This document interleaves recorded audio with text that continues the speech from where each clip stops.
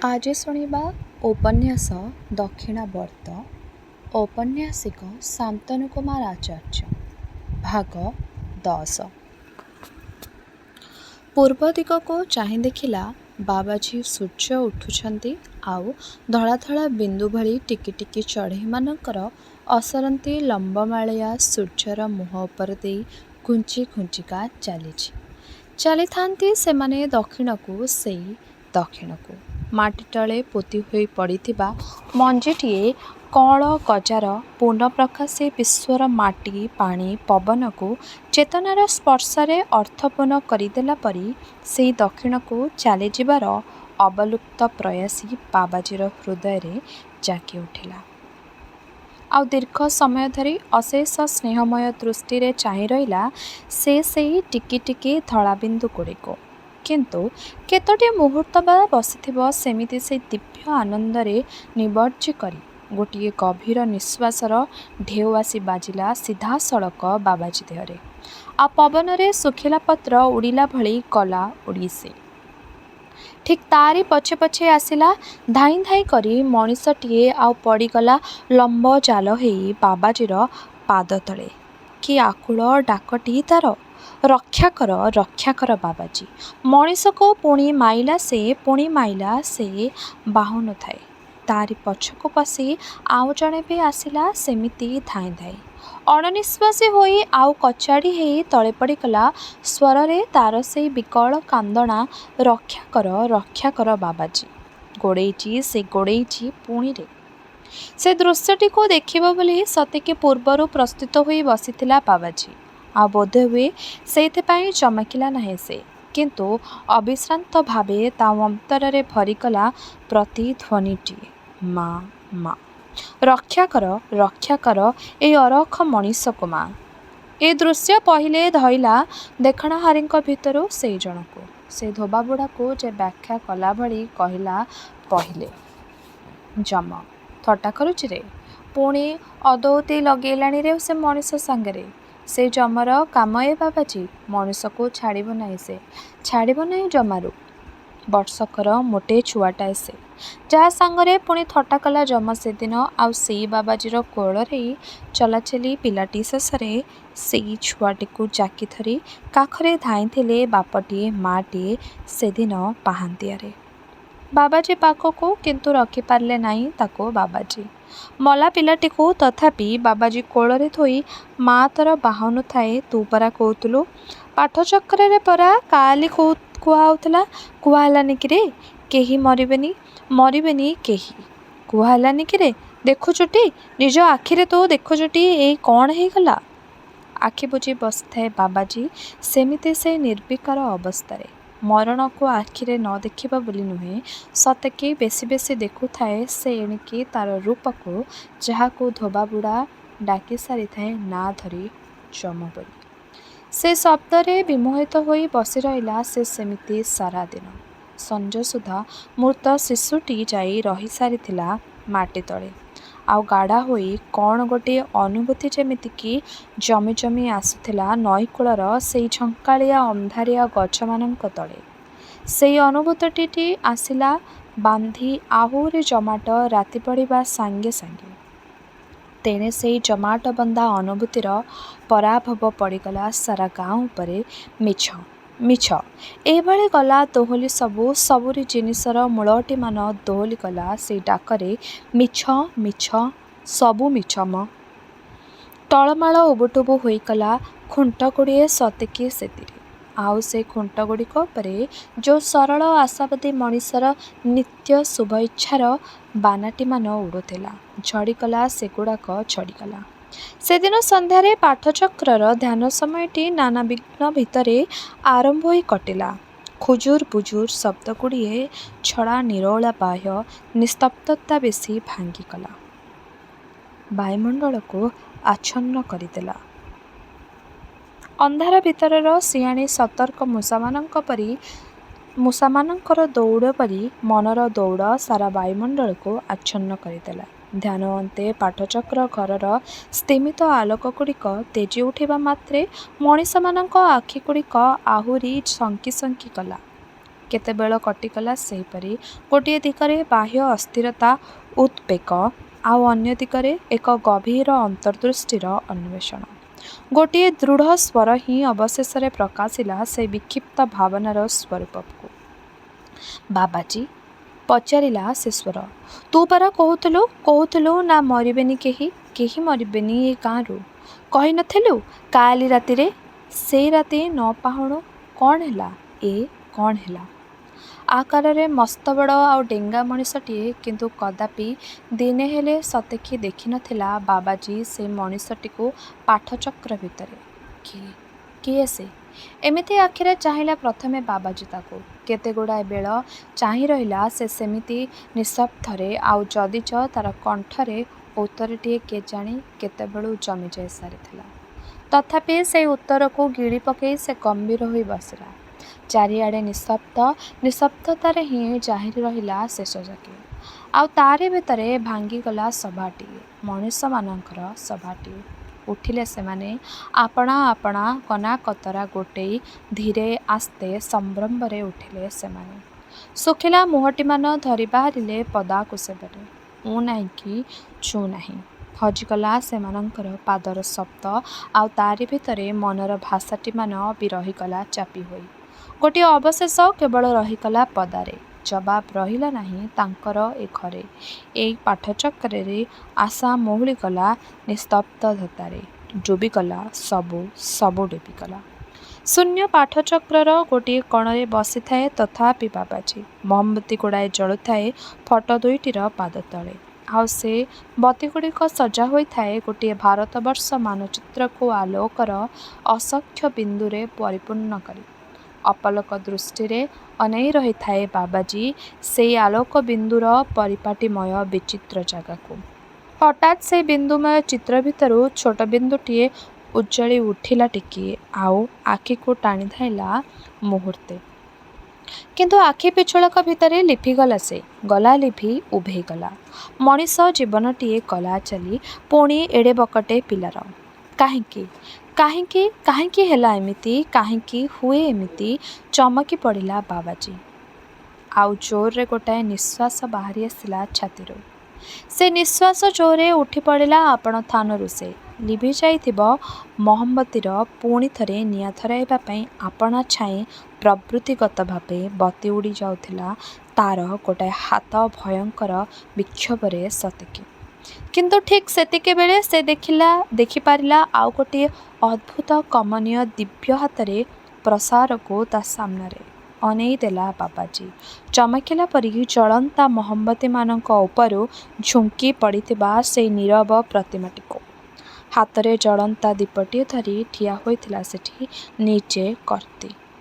ବୁଲି ବୁଲିକା ସବୁ ନିଭିଲା ଦୀପ ଆଉ ମହମବତୀରେ ଧରାଉଥାଏ ନିଆଁ। ସେ ମହାଜନର ବଡ଼ ଝିଅ। ବାବାଜୀର ହାତ ଲାଗିବା ପୂର୍ବରୁ ଲିଭିଲା ବତୀରେ ପୁଣି ଧରି ଯାଇଥିଲା ନିଆଁ। ଆଉ ସତେକି ଲିଭି ନଥିଲା ଆଦୌ। ଜଳିଲା ସେମିତି ଦାଉଦାଉ ହେଇ ବତୀଟି। ଆପଣାର ହାତକୁ ଆସ୍ତେ ପଛେଇ ଆଣିଥାଏ ବାବାଜୀ। ଆଉ ଲିଭିଲା ବତୀକୁ ଜଳାଇବା ପାଇଁ ବାଟ ଛାଡ଼ି ଦେଇଥାଏ ସେ ତାକୁ। ଆଉ ନେଇଥିଲା ଦାୟିତ୍ୱ ସେ ଘରଟି ଭିତରେ ଜଳୁଥିବା ସବୁ ଆଲୁଅର। ''ମୁଁ କ'ଣ କହୁଥିଲି କି ବାବାଜୀ? '' ଧୋବାବୁଢ଼ା ପୁଣି ଥରେ ଆରମ୍ଭ କଲା କଥାବାର୍ତ୍ତା। ଯୁକ୍ତି ତର୍କ ବାବାଜୀ ସାଥିରେ ଯେମିତି କରୁଥିଲା ସେ ପୂର୍ବେ, ମଦନିଶା ଛାଡ଼ି ପାଠଚକ୍ରରେ ମାତିବା ଦିନଗୁଡ଼ିକ ଆଗରୁ। ଏ ମଣିଷ ନୁହେଁ ସେ ବାବା ଯେ ଜିତିବ ଯମକୁ। ବାକି ଆଉ ପ୍ରକାରରେ ମଣିଷ ସେ। ସେ ମଣିଷ ତୁମେ ଆମେ ନୁହେଁ ରେ ବାବାଜୀ, ତୁମେ ଆମେ ନୁହେଁ। ସାକ୍ଷାତ୍ ଭଗବାନ ସିଏ। ଚତୁର୍ଭୁଜ ସେ, ଶଙ୍ଖ ଚକ୍ର ଗଦା ଧରି ଜନମିବ ସେ ମର୍ତ୍ତ୍ୟରେ, ଆଉ ତିଆରିବ ନୂଆ ନୂଆ ମଣିଷ। ଗାଁ ରାଇଜ, ଦୁଃଖ ଶୋକ ଡର ଶଙ୍କା ଜରା ମରଣ ତାରି ଏକା ନଥିବ ସିନା, ତୁମରି ଆମରି ପାଇଁ ଏ ସଭିଏଁ ଥିବେ ରେ ବାବାଜୀ, ସଦା ସରବଦା ଥିବେ। ଏ ସଭିଏଁ ତୁମ ଆମରି ସାଥୀ ସଙ୍ଗାତ ହୋଇ ରହିଥିବେ ସେମାନେ ଚିରକାଳକୁ। ଭାଙ୍ଗି ପଡ଼ିଲା ସବୁ, ଉଜୁଡ଼ିଗଲା ସବୁ ସେଇ ଗୋଟିଏ ପବନରେ। ତାରି ଭିତରେ ଥଥ ମଥମଥ ହୋଇ ପାଠଚକ୍ରଟିଏ ବସୁଥାଏ ହପ୍ତାରେ 2 ଥର ଯାକ ଯଥାକଥା। ଲୋକେ ଭାଙ୍ଗିଲେ ନାହିଁ, ଖାଲି ଭାଙ୍ଗିଗଲା ମନଟିମାନ। ତାଙ୍କର ତୁଟିଗଲା ବିଶ୍ୱାସ, ଆଉ ବଢ଼ିଗଲା ଡର। ସେଇ ଆଦିମ ଡର। ଆମେ ନୁହେଁ ବା, କୋଉ ନାଇଁ କୋଉ ମଣିଷ ସେ ପଡ଼ିଛି ଯାହା କଥା ଏଠେଇ। ପାପି ପାପି ଗୁଡ଼ାକ ଆମେ ଜନମ ଜନମ ପାପଠୁଳ ହେଇଛି ଏ ଦିହରେ ବା କ'ଣ ସହଜ ପାଇଛ? ଧୁଆ ସଫା କରିଦେବ ଏଇ ଗୋଟାଏ ଜନମରେ। ମଣିଷ ଭଗବାନ ନୁହେଁ, ଭଗବାନ ବି ମଣିଷ ନୁହଁରେ ଭାଇ। ଏମିତି ଭାବିବାଟା ହିଁ ପାପ ଆମର। ଆଉ ଆମକୁ ଡୁବେଇଲା କିଏ କେଜାଣି ଏ ପାପରେ, ଏ ଘୋର କର୍ମରେ। ଚାଲିଲା ଏଇ ବାଗେ ଆଲୋଚନା। ଧଇଲା ସେ ବାଟଟି, ସେ ପୁରୁଣା ମଡ଼ା ବାଟଟି। ପାଠଚକ୍ରର ପ୍ରଥମ ଘଡ଼ିକ ଧ୍ୟାନ ଭିତରେ ସୁଦ୍ଧା ଆସ୍ଥାନ ମାଡ଼ି ବସି ରହିଲା ସେଇ ଭାବ, ଚଙ୍କିଲା ନାହିଁ ତୀର୍ତ୍ତାଳେ। ଦିନ କେଇଟା ଭିତରେ କାଁ ଭିତରେ ଆଉ ଠାଏ ମୁଣ୍ଡ ଟେକି ଉଠିଲା ଆଉ ଘରେ ପାଠଚକ୍ର। ତାର କିଛିଦିନ ନ ଯାଉଣୁ ପୁଣି ଆଉ ଘରେ। ଚାହୁଁ ଚାହୁଁ ଛାଇ ହୋଇଗଲା ଗାଁଟା ଯାକ ଏଠି ସେଠି ହେଇ ପାଠଚକ୍ର। ଏଇ ପାଠଚକ ଆନ୍ଦୋଳନ ଭିତରେ ବାବାଜୀକୁ ଅବଶ୍ୟ ଆସୁଥାଏ ଡକାହାକା ଚାରିଆଡ଼ୁ। ନୂଆ ପାଠଚକ୍ରଟିଏ ବସିବା କଥା ପଡ଼ିଲା ମାତ୍ରେ ବାବାଜୀ ମନେ ମନେ ନ ପଡ଼ୁଥାଏ ସେମାନଙ୍କର ତା ନୁହେଁ, ଆଉ ଡାକଟିଏ ପାଇଲେ ବାବାଜୀ ଯେ ନ ଆସୁଥାଏ, ସହଯୋଗ ନ କରୁଥାଏ। ବାବାଜୀର ହୃଦୟ ଭିତରେ ବସିଥିବା ସେଇ ଆବେଗମୟ ପୁରୁଷଟିର ଜ୍ୟୋତି ଚକ୍ରଟିଏ ସତେକି। ୟାରି ଭିତରେ ଗନ୍ଧ ବ୍ୟବସାୟର କାରଖାନାରେ ପୂର୍ବ ପରି କାମ ଶିଖୁଥାଏ ବାବାଜୀ। ଗାଁ ଗଣ୍ଡାରେ ପାଠଚକ୍ରର ସମ୍ପ୍ରସାରଣରେ ଯାହାର ଯାହା ଲାଭ ବା କ୍ଷତି ହେଉ ପଛକେ ସବୁଠୁ ବେଶୀ ବ୍ୟବସାୟ ବଢ଼ିଥାଏ ଗନ୍ଧ ବ୍ୟବସାୟର। ଅଗରବତୀର କାଟତି ପ୍ରାୟ 4-5 ଗୁଣ ଗଲାଣି ବଢ଼ି। ଏହାରି ଭିତରେ ଚାହିଁବାକୁ ଚାହିଁ ମସଲା ପଡ଼ିଲାଣି ନଟ। କ'ଣ କରିବା ଏଥର କହ ବାବାଜୀ? ମସଲା ଦାମ ତ ଯାହା ଦେଖୁଛୁ ବଜାରରେ, ସେ ପୁଣି ମିଳୁଛି କୋଉଠି କହ? ଅସଲ ମସଲା ଆମଦାନୀର ମୂଳଥାନ ହେଲା ସେଇ ଦକ୍ଷିଣ। ଏତେ ଅବା ମିଳିବ କୋଉଠୁ? ଯାହା ଚାହୁଁଛେ ଆମେ କ'ଣ କରିବା କହ? ଗନ୍ଧ ବ୍ୟବସାୟୀ ପୁଣି ଆରମ୍ଭ କରିଦେଲା ସେଇ ପୁରୁଣା ଯୁକ୍ତି। କହିଲା ସେ ଶେଷକୁ ମୁହଁ ଖୋଲି, ବାବାଜୀ ଆଉ ସତ୍ୟଯୁଗ କଥା ଉଠେଇଛୁ ତୁ। ସେ କଥା ସତ ଯେ, ହେଲେ ବହୁତ ଡେରି ବାପ ସେ ସବୁ ଦିନ। ଏଇ ଦିନେ ଓଳିକର କଥା ନୁହେଁ ସେ ବାବୁ। ଲକ୍ଷ ଲକ୍ଷ ବର୍ଷ ଅଛି ଆଗକୁ ଆମେ ଯିବେ ଆମ ପୁଅ ନାତି, ଅଣନାତି, ପଣନାତି ଆଉ ତାଙ୍କର ଅଣନାତି ପଣନାତି। ସେଦିନ କଥା ଏତେ ଆଗରୁ ଭାବନା। ବୁଦ୍ଧିଆ ଲୋକର କାମ ନୁହେଁରେ ବାବୁ। ଏତେ ଆଗକୁ ଅନେଇଲେ ବ୍ୟବସାୟ ବୁଡ଼ିଯିବ, ସଂସାର ଯିବ ଉଚ୍ଛନ୍ନ ହୋଇ। ତୁ ଆଉ ମତେ ବାନ୍ଧନା ନା ବାବାଜୀ। ମୋ ହାତ ଗୋଡ଼କୁ, ମୋ ବିବେକକୁ ବାନ୍ଧନା ତୁ। ଛାଡ଼ ମତେ ଛାଡ଼। ଆଉ ତାପରେ ପାଲଟିଗଲା କାଲିସିସି। ଚାଲିଲା, ଧାଇଁଲା, ନାଚିଲା, କୁଦିଲା, ନିଜକୁ ନିଜେ ଆଉ ଆରମ୍ଭ କରିଦେଲା ତାର ପୁରୁଣା ବ୍ୟବସାୟ, ପୁରୁଣା ଧନ୍ଦା। ମସଲା ପାଇଁ ଅନେଇ ବସିଲା ନାହିଁ ସେ ଆଉ ଦକ୍ଷିଣକୁ। ଅନ୍ଧାରିଆ ଗମ୍ଭୀର ଘର ଭିତରେ କବାଟ ବନ୍ଦ କରି ବସିଲା ସେ ଦିନ ପରେ ଦିନ, ଆଉ ବାହାର କଲା ଅପର୍ଯ୍ୟାପ୍ତ ମସଲା। ବାସନାରେ କିଛି ଏମିତି ନଥିଲା ସେଇ ଜିନିଷଟିର, ଯାହାକୁ ଘିନି ଗନ୍ଧ ବ୍ୟବସାୟୀ ବଳି ଚାଲିଲା ସେଇ ପାକିଟି ଅଗରବତୀ ଗୋଡ଼କୁ। କିନ୍ତୁ କ'ଣ ନଥିଲା ସେଥିରେ? ବାସ୍ନା ଶୁଙ୍ଗୁ ଶୁଙ୍ଗୁ ଦିନେ ମୂର୍ଚ୍ଛା ହୋଇ ପଡ଼ିଲା ବାବାଜୀ ସେଇ କାରଖାନା ହାତରେ। ଆଉ ତାରି ପରଠୁ ଛାଡ଼ି ଦେଇ ଆସିଲା ପଳେଇ। ମଉସା ଯାଉଛି ମୁଁ। ସେ ଦିନ ବଡ଼ି ଭୋରୁ ଘୋଷାଣିଟେ ଘୋଷିଦେଲା ସେ, ଆଉ ସତକୁ ସତ ତା ଚେହେରା ବିରାଜି କଲା ଗୋଟାଏ ଛାଡ଼ ଭାବ। କୁଆଡ଼େ ଯିବୁ କିରେ ପାଗଳା? ଧୋବାବୁଢ଼ା ଜୋର କରି ଅଟକେଇ ବସିଲା ତାକୁ, ଆଉ କହିଲା, ସବୁଆଡ଼େ ସେଇ ଘୋର ଅନ୍ଧାରରେ ବାପ, ଆଲୁଅ ନାହିଁ। କୁଆଡ଼େ ଯିବୁ? ନୀଳମଣି ତୁ ପୁଣି ଆଉ ଫେରାଇରେ ବାପ। ବଡ଼ ଦେଉଳ ଲୋଡ଼ା ନାହିଁ। ତାର ଅନ୍ଧାରିଆ ବଣଲଟାରେ ତାର ଆନନ୍ଦ। ଘିନିଆ ତାକୁ ସେଠିକି ବାପ। ସବୁ ପୁଣି ଭଲ ହେଇଯିବ, ସବୁ କିଛି ସୁଧୁରିଯିବ। ବୁଢ଼ୀ ଫୁସଲାଇଲା ତାକୁ, ଆଉ ଯୁକ୍ତି କରି ଦେଖାଇ ଦେଲା କେମିତି ମହାଜନ ଘରକୁ ଧୋବାଘରର ପିଣ୍ଡା ଚାଳି ପାଠଚକ୍ରଟି ଉଠିବା ଦିନଠୁ ବିତ୍ପାତ ସବୁ ହୋଇଗଲା ଆରମ୍ଭ।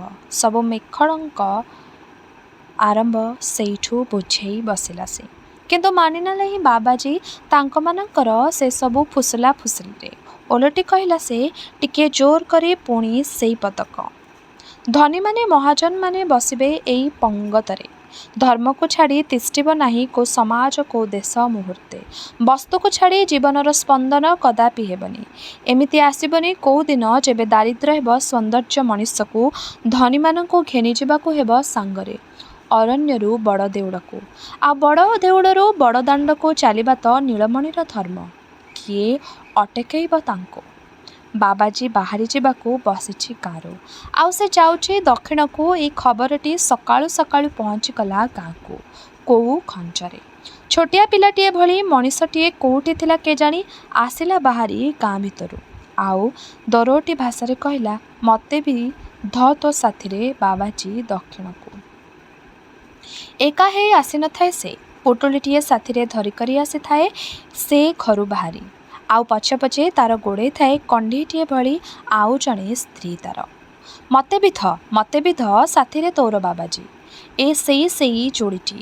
ମଣିଷ ମରିବ ନାହିଁ ଘୋଷଣାର ପ୍ରତିବାଦରେ ଯାହାଙ୍କ କୋଳରୁ ଛୁଆଟିକକ ଛଡ଼େଇ ନେଇଥିଲା ଯମ ସେଦିନ। ସେ ଦି ଜଣଙ୍କୁ ଅନେଇ ଦେଲା ମାତ୍ରେ ଝାଳ ବୋହିଗଲା ଅଷ୍ଟାଙ୍ଗ ଶରୀରରୁ ବାବାଜୀର।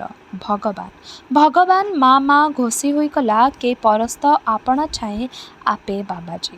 ସମୁଦାୟ କଥାଟା ମୂଳରୁ ମନେ ପଡ଼ିଗଲା ତାର।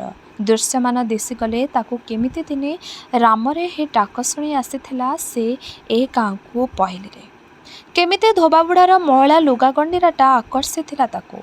ଆଉ ସବୁ ଇନ୍ଦ୍ରିୟ ଭିତରୁ ପହିଲେ କେମିତି ଚେଇଁ ଉଠିଲା ସେ ଇନ୍ଦ୍ରିୟଟି ଯମର। ଆଉ ଯୁଆଡ଼େ ଅନାଇଲା ସିଆଡ଼େ ଚମଚମ ଆଉ ଛୁଁ ଛୁଁ ଡାକ। ଆଉ କିମିତି ଶେଷରେ ଉଦ୍ଧୁରିଲା ସେ ଅଦ୍ଭୁତ ସୁଖ ଦୁଃଖର ସ୍ପର୍ଶ ଭାବନାରୁ। ଆଉ ତା ମନ ଯାଇ ପଶିଲା ନାକରୁ ବାହାରିଗଲା ସେମିତି ଦିନେ ସେ କାନରୁ ଆଖିକୁ। ଆଉ ଏମିତି ହେଇ ଆସି ପହଞ୍ଚିଲା ସେ ଏଇଠି ଯୋଉଠି ଅଛି ସେ ଏବେ।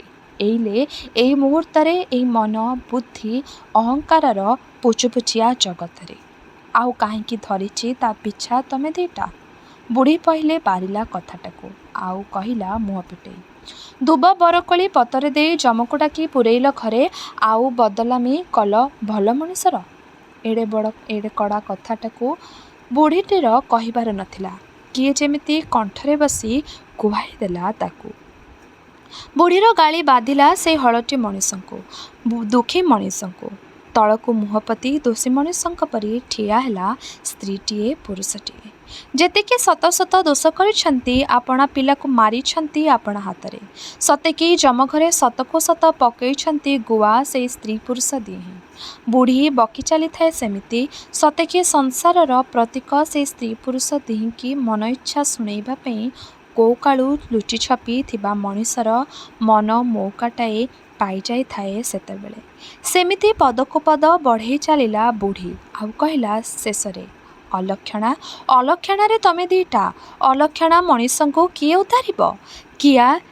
କିଏ ରକ୍ଷା କରି ପାରିବ ଭଲା? ତେବେ ଏଇଠାରେ ଶେଷ ହେଲା ଔପନ୍ୟାସିକ ଶାନ୍ତନୁ କୁମାର ଆଚାର୍ଯ୍ୟଙ୍କର ଉପନ୍ୟାସ ଦକ୍ଷିଣାବର୍ତ୍ତ। ଆଗାମୀ ଅଧ୍ୟାୟରେ ଏହି ଉପନ୍ୟାସଟିର ଶେଷ ଭାଗକୁ ଆମେ ଶୁଣିବା। ରହିଲି, ନମସ୍କାର।